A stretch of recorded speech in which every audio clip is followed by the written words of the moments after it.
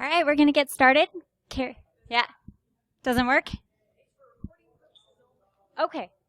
This is Caroline Hardin, and she's going to be speaking about brick in the wall versus hole in the wall. So I'm going to talk today about the tension between the problems hackers have with traditional formal education, brick in the wall, and the issues they face with just trying to learn everything on the internet, hole in the wall. I'm also going to look at some cool alternative learning environments like hacker spaces, why hackers are modeling cutting-edge learning, and what we need to disrupt the future of education. I'm sorry the mic is broke, so if you're in the back and can't hear me, just let me know. I'll try and speak loud. Anyway, we know that learning and school are not the same thing.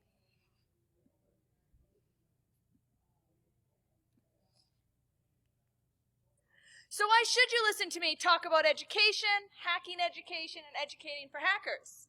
In short, I am a self-taught programmer who has a computer science degree.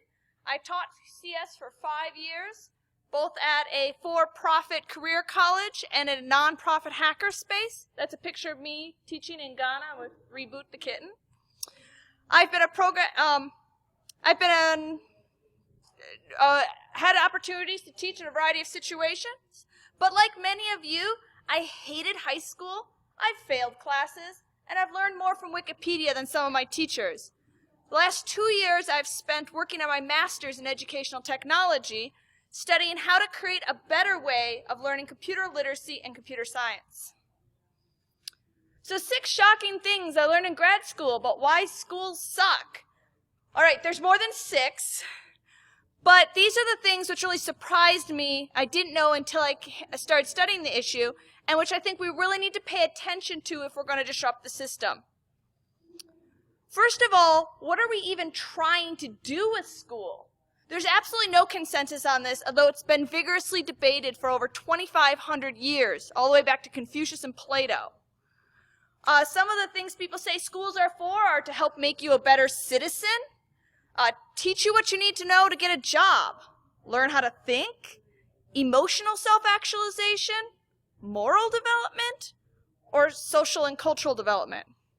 When nobody can agree on what success looks like, everything looks like failure. So how many of you feel that school is trying to crush your individuality and force you to conform? Guess what? You're right. It was. Because it's that cultural angle that ends up having the biggest impact. Another quote from that same source is, "Since education is always against some things and for others, it bears the burden of our cultural obsessions. We spend more time as a society debating whether to teach evolution than how to teach evolution. Because if we don't have some conformity and basic rules of culture, we don't function as a society anymore. We'd be like Noisebridge." And because of that cultural imperative, education is shaped mostly by policy and politics, not science and research. School boards aren't run by the people who are expert in educational theories. They're run by politicians. And we all know how smart and trustworthy they are.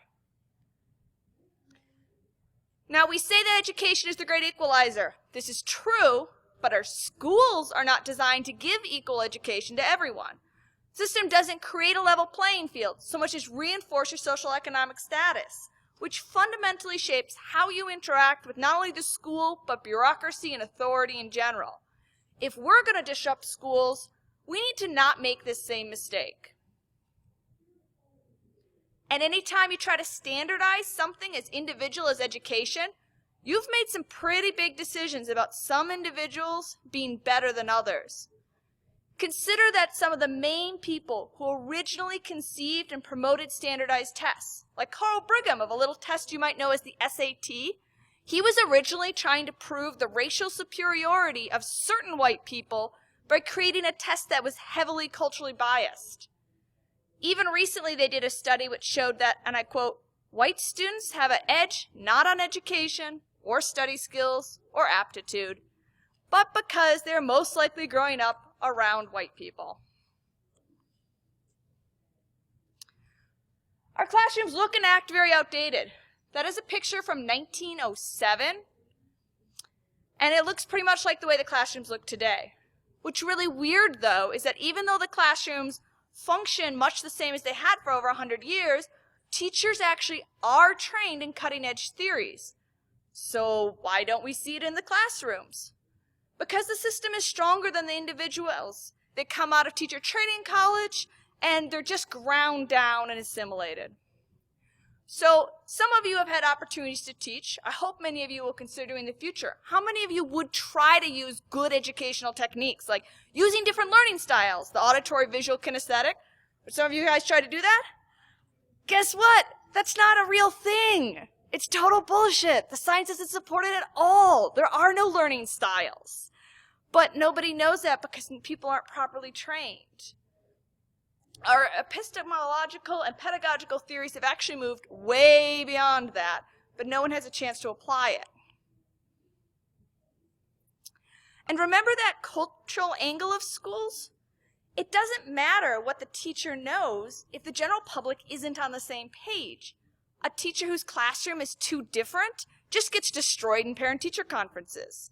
We can't fix schools as long as teachers aren't able to even apply the best we know of learning sciences. As far as bad teachers, look, nobody goes into tech support to become bitter or jaded. No one goes into security so they can bitch and have an excuse to drink all day. Most of you probably didn't go into security so you could drink all day. But when you're just trying to do your job and help someone, and no one is listening, and all they do is undermine you by whining and screwing everything up worse. In the keynote today, Adam Shostak said, if you feel really ineffectual at your job, you just get burned out. How many of you have had terrible teachers who you still hate? I do. Bad teachers, they hurt us, and we have not forgiven them. And so when we finally get in a position to do something about it, we cut their pay, we publicly denigrate them, we destroy their benefits, and fire as many of them as we can, so they can't hurt us or anyone else again. And you're not going to hear this, but that's making everything worse. Attacking the working conditions of all teachers to get revenge on individual teachers diverts energy from fixing the problem and drives good people away from the field, which leaves the schools desperate to hire and keep whomever they can.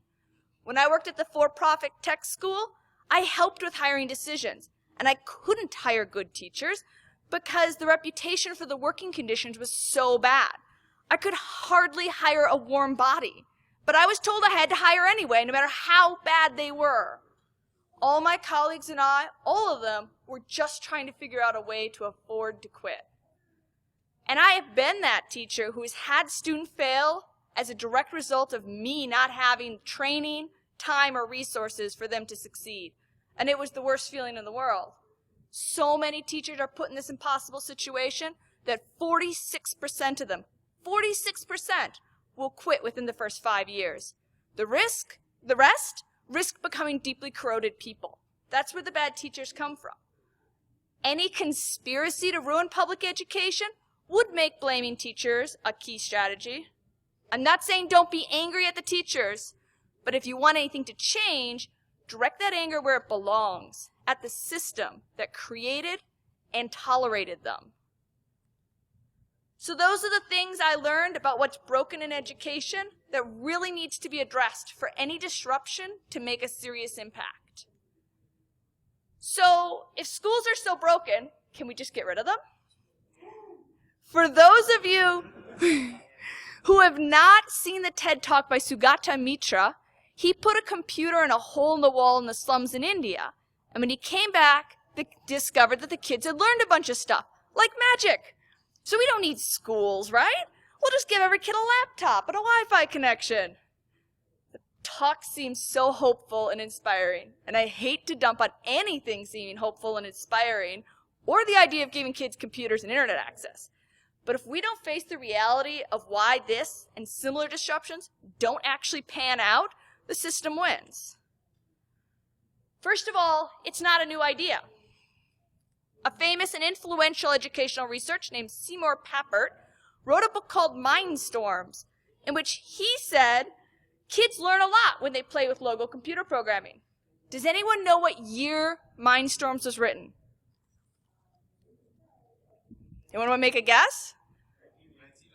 1980. Right, over 30 years ago.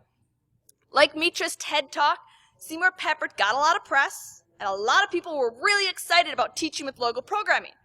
After all, his research said that under the right conditions, it could lead to all sorts of amazing, deep, independently fulfilling, creative learning. You know, the stuff you don't get in schools. The media hype became computers equal learning, and the public said that sounds pretty good. We're going to talk in a couple minutes about what happened to Logo. This is what's already happened to the Hole in the Wall project. To prevent vandalism, Hole in the Wall has to put the kiosks on the school grounds. They have to lean on that infrastructure so that they're supervised. This is one that got vandalized anyway and is now literally just a hole in the wall.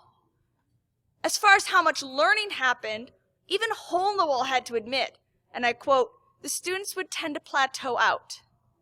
When the kids did achieve learning, it was very time-consuming compared to guided instruction. And the kids were just giving up because they got frustrated by dead ends, so Hole in the Wall had to hire local mediators to sit next to the computers and encourage the kids. Oh, how interesting. Great job. Now, I don't know about you, but I don't think it really solves the problem to replace a mean teacher who nevertheless knows how to teach with a really nice person who just panders to your self-esteem. A good teacher, a good one, makes a huge difference in learning. But it's more than just being nice, and more than knowing the content. You need to know how to teach the content. So many of you had professors in college who were famous researchers, but were really shitty teachers. That's pedagogical content knowledge.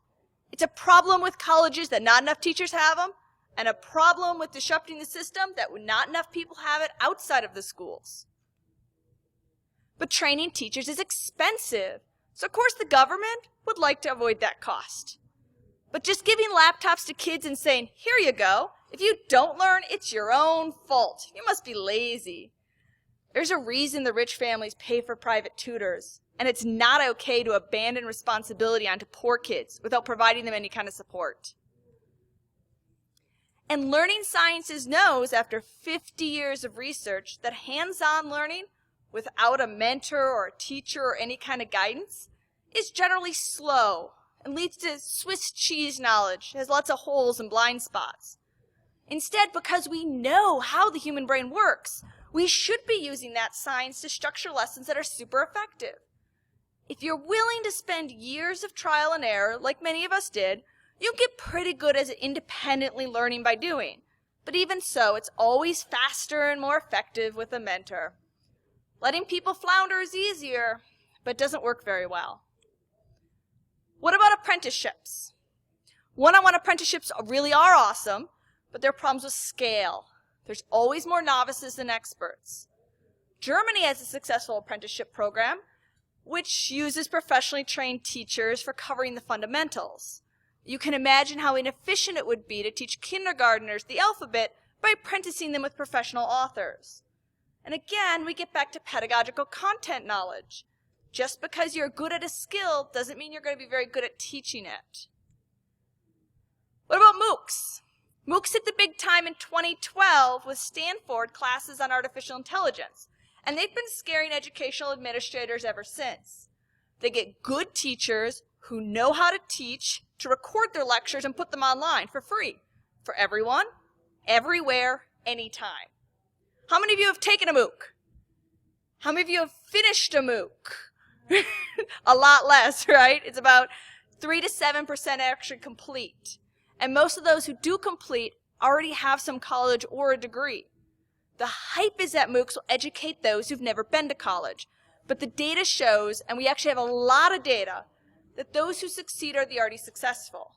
At least 80%, sometimes upwards of 90%, who complete classes already have at least a 2-year degree. Not only that, but they cost upward of $40,000 a class to produce. It's a model with promise, but we need to do some more work on it.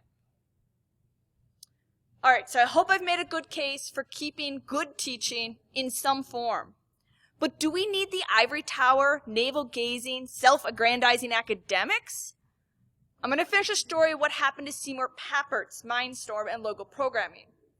So the schools bought the computers, but like the Borg, they assimilated them in the most conformist way possible by isolating them in a sterile, lifeless computer lab and letting students spend 1 hour a week typing out in lockstep some pre-formatted programs.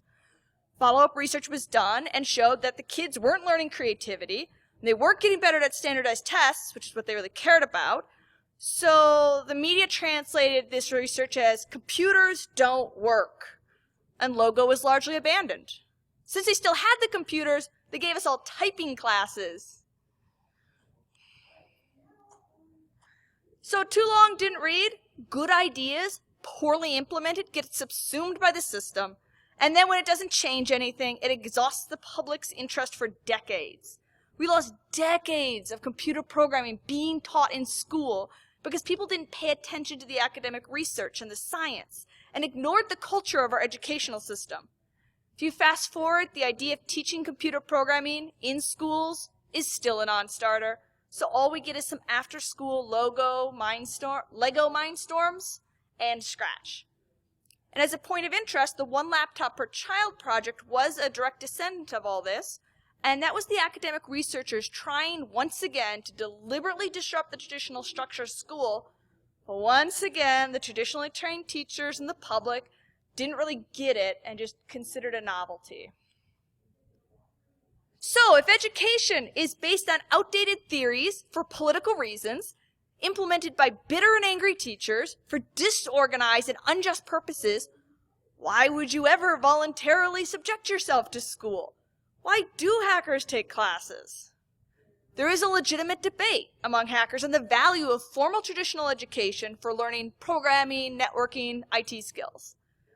The classes do offload some things. They do help out in some ways. They've already found and organized the best learning resources, complete with expert errata.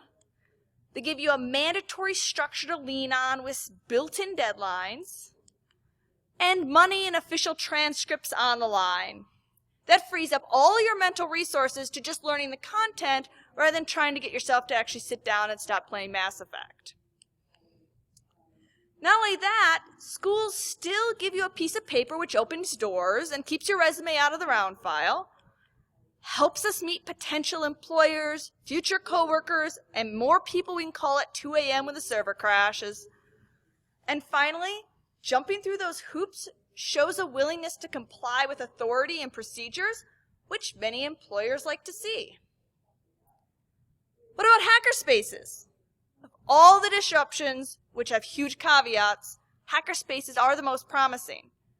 I've heard a lot of people being skeptical about them, especially in the academic institutions.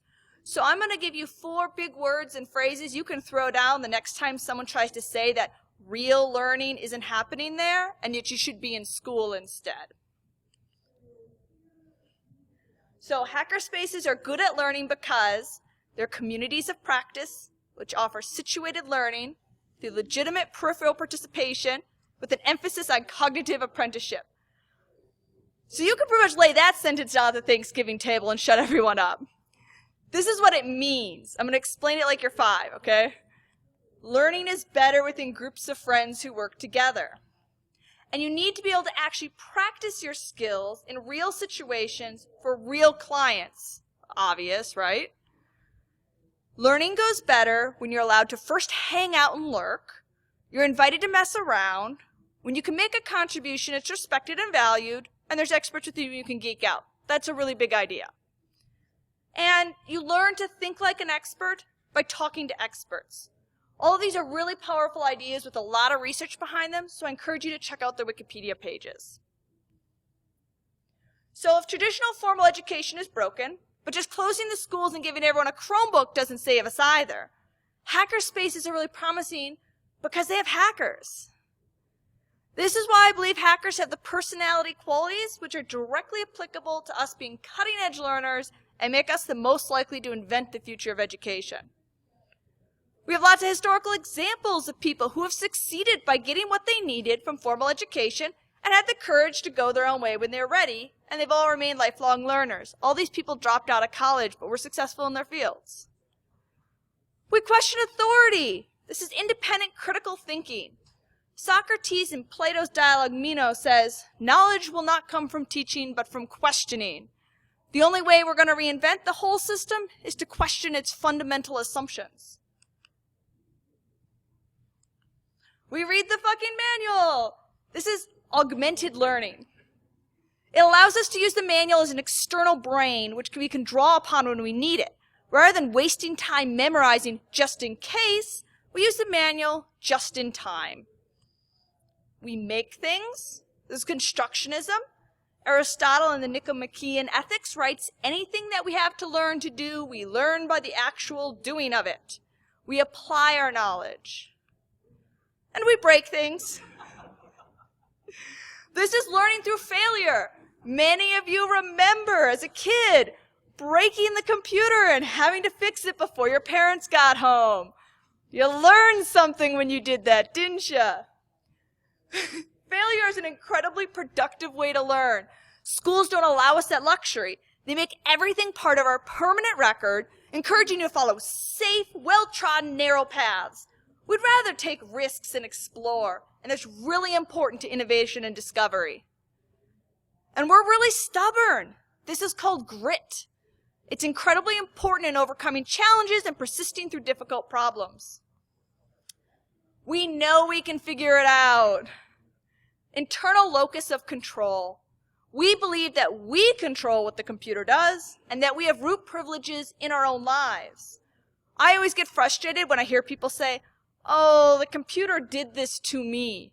No, we're the people who say we did this to the computer.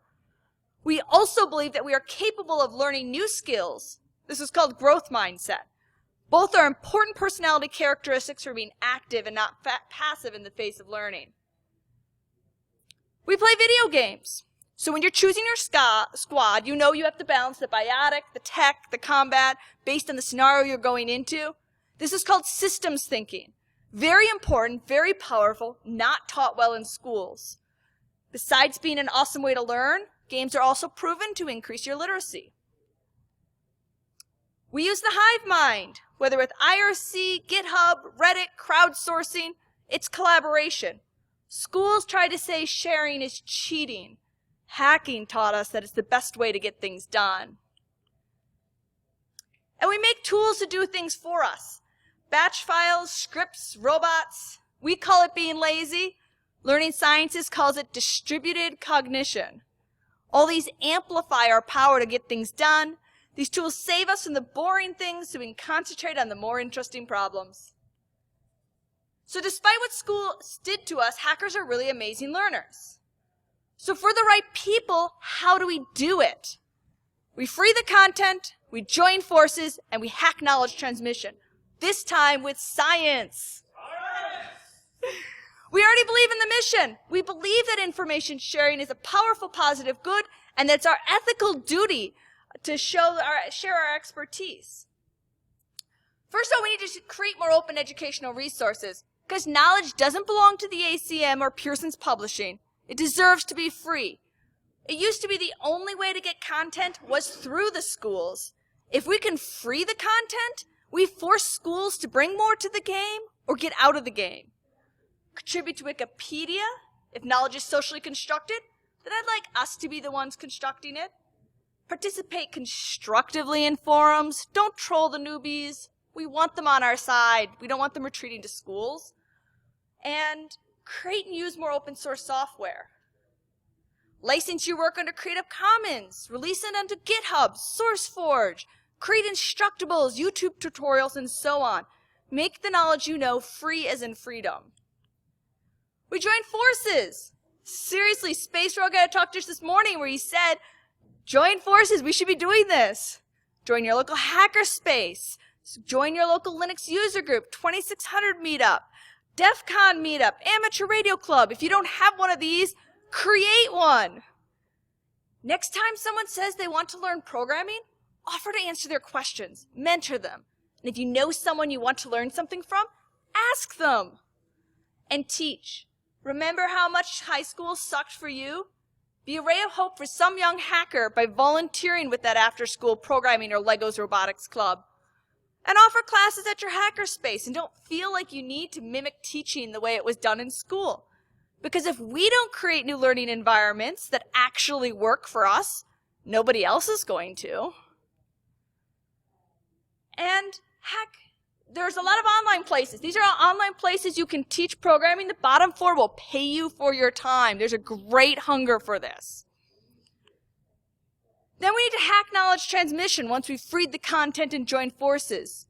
We need to bring learning into the sci-fi age. First, learn about cutting-edge learning sciences. It's super interesting, and whenever you want to learn something, it'll pay huge dividends. Learning sciences actually grew out of computer science. The whole computer as a brain metaphor and artificial intelligence, it came from us. We need to reclaim it. Outdated teachers also pretend to know everything. Don't do that. If you teach model expert learning, show how you figure things out by asking questions. Because in IT, it's not about knowing everything. It's about knowing how to figure everything out. Invite your students to contribute and participate and learn from them. Students are so used to teachers posing as omnipotent experts, you may need to actually explain what you're doing to them. Augmented reality. We have Google Glass and augmented reality. We should be embracing that. From translations to constellations or bird songs, everything available through your phone or other device that shakes up the whole idea of what knowing means. If this is a boundary we need to push to reach a William Gibson future. And invent something new. What? License agreement. All the cool new ed tech we've been inventing. Khan Academy, Code Combat, Open Badges, Code Avengers, Hour of Code, OLPC, even Hole in the Wall. It all comes from hackers and computer scientists. If you have an idea, throw it out there. And if you want it to be robust and effective, use learning sciences. So, free knowledge, join forces, and use science to reinvent knowledge. Despite all its problems, traditional formal education hasn't had to change because it hasn't had anything to seriously compete with. But hackers are really good at inventing new ways to collaboratively learn. So if knowledge is power, let's reclaim and reinvent it. Thank you.